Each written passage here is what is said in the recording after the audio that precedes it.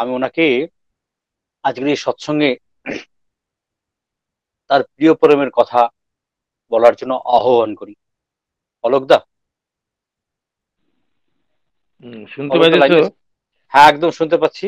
হ্যাঁ, আচ্ছা। আজকে খুব টাইট প্রোগ্রাম, 15 মিনিট। জয়গুরু।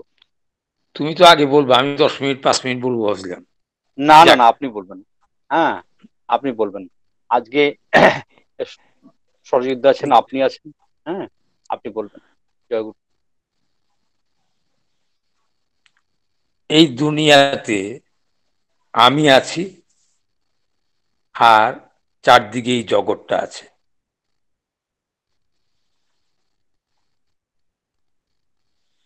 আমি ভোক্তা, আর জগৎটা হচ্ছে আমার ভোগ্য বস্তু আহরণের জায়গা। এই যে কনসেপ্টটা,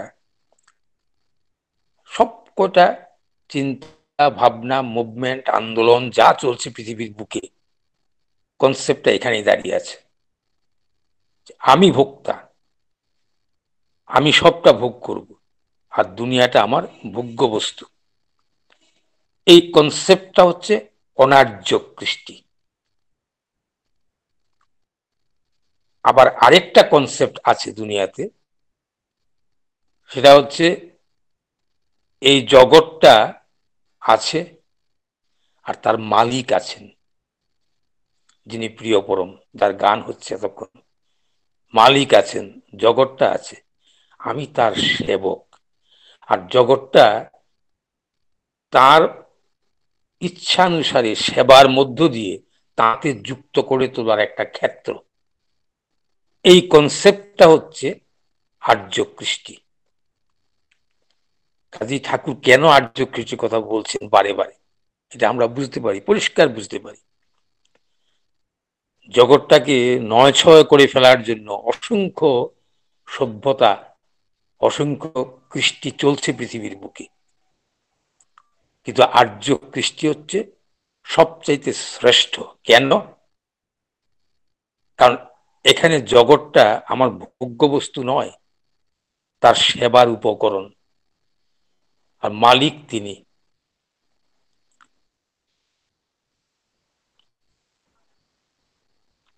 এই আর্য কৃষ্টির কথাই ঠাকুর বলেছেন, যে বলছেন আর্য কৃষ্টির যা ব্যাঘাত, খর্গে তোরা কর নিপাত। এখন হয়তো বলতে পারেন খর্গ, সেখানে কি হানাহানির কথা বলছেন? নিশ্চয়ই না, কারণ তিনি এ যুগে ব্রাহ্মণ হয়ে এসেছেন। জ্ঞানের খর্গে সব কিছু কেটে মানুষের আবিলতা, মানুষের যত সমস্ত প্রবৃত্তি আছে, তাকে কেটে ছেটে ইষ্টানুগ করে, সত্তা পোষণী করে তোলার জন্যই তারই আগমন।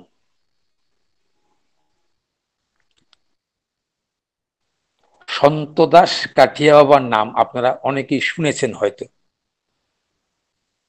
উনি প্রায় কত ১৬০০ বছর আগে, ১২০, ২৫, ৩০ বছর আগে, আজকের যে সামাজিক অস্থিরতা, রাজনৈতিক চাঞ্চল্য, হানাহানি আমরা দেখতে পাচ্ছি, এই পরিষ্কার চিত্রটা তিনি তুলে ধরেছিলেন। যদি বইটা পড়েন, অনুভব করবেন কথাগুলি। তিনি পরিষ্কারভাবে বলেছেন যে একটা হানাহানি, মারামারি, গুন্ডামি, এটা রাজনীতির সঙ্গে সমার্থক হয়ে দাঁড়াবে। এটা কিভাবে বললেন? কারণ তিনি গতি প্রকৃতি এটা পরিষ্কার বুঝতে পারছিলেন। কারণ আর্য কৃষ্টির যে মূল কনসেপ্ট, তিনি, এই তিনিটা যেখানে নাই, আমি আর জগৎ যেখানে আছে, সেখানে অটোমেটিক্যালি এই জগৎটাকে আমি বশ করতে চাইব, এই জগৎটাকে আপনিও বশ করতে চাইবেন। কাজে হানাহানি ছাড়া দ্বিতীয় কোনো রাস্তা নেই। আপনার সমৃদ্ধির সাথে, আপনার উদ্বর্ধনের সাথে আমার উদ্বর্ধন যে জড়িত, এটা অনুভব করতে গেলেও তাকে চাই, নতুবা হবে না, হয় না, হতে পারে না। তাই 125 বছর আগে যে কথা তিনি বলেছিলেন তখন কিন্তু সমাজের রকমটা তা ছিল না, কিন্তু তার চোখে এটা জাজ্জল্যমান জাগ্রত ছিল। তাই স্বামী বিবেকানন্দ কিন্তু একটা জায়গায় বলেছেন, গণতন্ত্র সম্পর্কে বলেছেন, democracy is Devil's dance in man. তাও তো 100 বছর আগের কথা। দেখতে পাচ্ছেন তিনি পরিষ্কার, ডেভিলস ড্যান্স ইন ম্যান। কিন্তু তখন তো আত্মত্যাগ অনেকেরই ছিল, কিন্তু ট্রেন্ডটা ভালো নয়, তাকে মানা যেখানে নাই। সেই মানাটা কিরকম, আমার সেই রামদাস স্বামী এবং শিবাজির কথাটা মনে পড়ে, যে শিবাজি রাজ্য শাসন করছে, সবই করছে, কিন্তু তার অন্তরে একটা বড় বেদনা। তার গুরু রামদাস স্বামী ভিক্ষা করছেন দাঁড়ে দাঁড়ে, সেই ভিক্ষা লব্ধ অন্ন দিয়ে তিনি জীবন ধারণ করেন। তখন তিনি গুরুর কাছে গিয়ে পায়ে মাথা নত করে বলছেন যে আপনি ভিক্ষা করছেন কেন, আমি সব রাজ্য আপনার চরণে নিবেদন করতে চাই। তখন রামদাস স্বামী বলছিলেন রবীন্দ্রনাথের ভাষায়, রাজ্য যদি মোড়ে দেবে কি কাজে লাগিবে এবে, কোন গুণ আছে তব গুণী। তখন শিবাজির উত্তর রবীন্দ্রনাথের ভাষায়, তোমারই দাসত্বে প্রাণ আনন্দে করিব দান। এটা তো শিবাজি তাকে প্রণাম করে বলল। এরা হচ্ছে রাজা, এরা হচ্ছে নেতা, নেতৃত্বের ক্ষমতা এদেরই আছে, যার সর্বান্তঃকরণে তার আত্মনিবেদন আছে, যার নিজের ইচ্ছা বলতে কোনো জিনিস নেই, তার ইচ্ছা পূরণটাই যার লক্ষ্য। এরাই হচ্ছে প্রকৃত নেতা, প্রকৃত রাজা। এদের ছাড়া আমরা সমাজে কোনো স্থায়ী কল্যাণ সাধন কখনো কোনোদিন করতে পারবো না। তাই ঠাকুর এই কথাটা বারবার বলেছেন, আর্য কৃষ্টির প্রতিষ্ঠা চাই।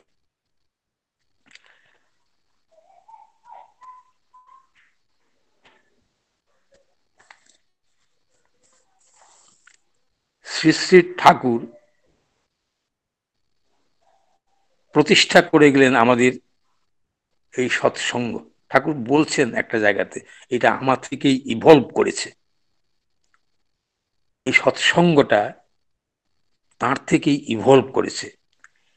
এটাই হচ্ছে এই জগতের এখন সমস্ত সমস্যার সমাধানের একমাত্র পথ। যে কথাটা আমি আমি বহুবার বহু জায়গাতে বলেছিও এবং অনুরোধও করেছি, যদি বইটা পান পড়ে দেখবেন। ভারতের সাধকের একটা ছোট্ট খণ্ড বেরিয়েছে, নামটা আলাদা। ওটার মধ্যে আদিত্যনাথ বাবার কথা আছে। তিনি একটা জায়গায় বলছেন এবার তার আবির্ভাবটা ঘটবে বাংলায়, এবং এই বাংলা থেকেই গোটা বিশ্বে সেটা ছড়িয়ে পড়বে এবং দুনিয়াটাকে এক গাট্টায় বেঁধে দিয়ে যাবেন এই জগৎটাকে। এই কথা তো শ্রী রামকৃষ্ণ ঠাকুর বলে গেছেন। আমি অতি শীঘ্র আসছি। কাজেই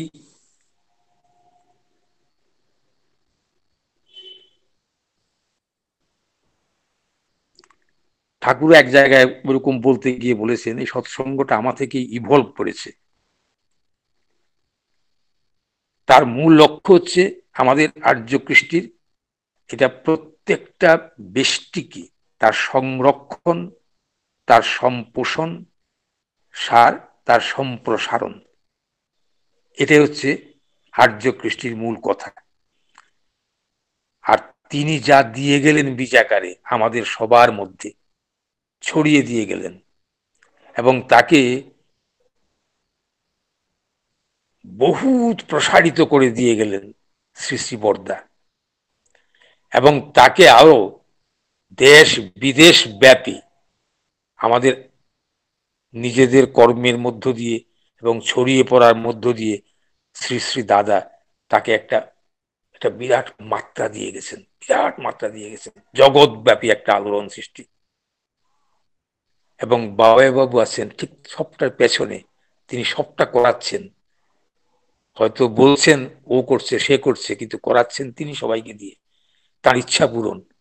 কাজে এই যে আচার্য ধারা পারম্পর্যের মধ্য দিয়ে একটা বিরাট সাত্যত আন্দোলন জগৎব্যাপী, সবার অন্তরালে, সবার চিন্তার বাইরে, ভাবনার বাইরে, ডামাডোল কোলাহল যত কিছু আছে তার পেছনে একটা অন্তঃসলীলার মতো সমগ্র জগতে পরিব্যাপ্ত হয়ে চলছে এই আন্দোলন, যা একদিন ধরে রাখবে এই সভ্যতাকে। তাই ঠাকুর যা আমাদের দিয়ে গেছেন, এটা আমাদের করার মধ্য দিয়ে আমরা যত তাকে ফুটিয়ে তুলতে পারবো, পারস্পরিক আচার আচরণ ব্যবহার ইত্যাদির মধ্য দিয়ে, ততই কিন্তু আমরা মঙ্গলের অভিযাত্রী হয়ে চলব। আমি ছোট্ট একটা ঘটনা বলি, আমি বক্তব্য শেষ করব। ঘটনাটা অনেক বৎসর আগের। আমি তখন আগরতলায় ছিলাম, ত্রিপুরাতে ছিলাম। মানে শ্রী শ্রী দাদাও যে সে ঐশী ক্ষমতার অধিকারী, সবই জানেন, সবই দেখেন, সবই বুঝেন, সবই নিয়ন্ত্রণ করতে পারেন। তার একটা ছোট্ট ঘটনা বলে আমি শেষ করব। একটা ফ্যামিলির সাথে আমার খুব আনাগোনা ছিল, তারাও আসতো, আমিও যেতাম সৎসঙ্গ টৎসঙ্গ নানা কিছু উপলক্ষে। পরের সূত্রধর নামে একটা ছেলে ছিল, তার একটা বেকারি ছিল, সে নিজে নিরামিষ প্রোডাকশনটা করতো, বিক্রিও করতো। সে কিছুতেই বেকারিতে অন্য জিনিস পেঁয়াজ রসুন মানে ডিমের কোনো ব্যবহার করতো না। পরেশের সাথে খুব পরিচয় ছিল একটা ছেলে অবনী দাস, অবনী দাস নামে। সে ছিল এই হেলথ ডিপার্টমেন্টে সার্ভেলেন্স ইন্সপেক্টর, মানে টিম নিয়ে নিয়ে গ্রামে গ্রামে বহু জায়গাতে তারা ঘুরে বেড়াতো, ভ্যাকসিনেশন অমুক অমুক নানা কিছু করতো, এদের কাজ ছিল। এই অবনী দাসের জীবনের একটা ছোট্ট ঘটনা বলে আমি শেষ করব। অবনী দাসের মা, মার সাথে আমার একটা খুব পরিচয় ছিল না, দেখেছি হয়তোবা কিন্তু মনে নেই সবটা। অবনী দাসের মা দীক্ষিত ছিল না। তখন প্রথম যখন অবনী দাসের মার সন্তান হয়, সে সন্তান মারা যায়, এক দুটা সন্তান মারা গেছে। তখন ত্রিপুরেশ্বরী কালী মন্দিরে সেই মা হত্যা দিয়ে পড়েছে, কান্নাকাটি করেছে, মার কাছে প্রার্থনা করেছে, বা এবার যদি আমার সন্তান ছেলে বাঁচে আমি তোমাকে জোড়া পাঠা বলি দেব।